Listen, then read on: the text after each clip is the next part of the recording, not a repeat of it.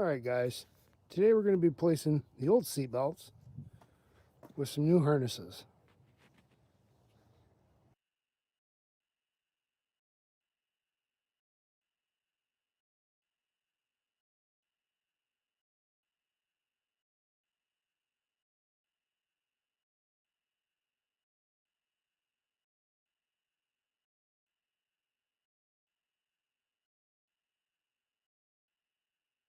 Alright, so we got one bolt up here at the top. We got a bolt down here for the retractor, another bolt down there for the strap, and another bolt tucked back up in there.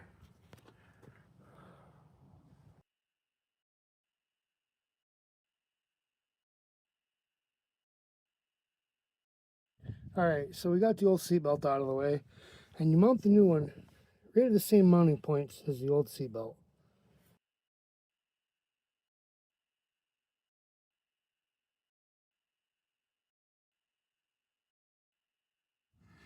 Alright y'all, remember that bolt we said was tucked in there?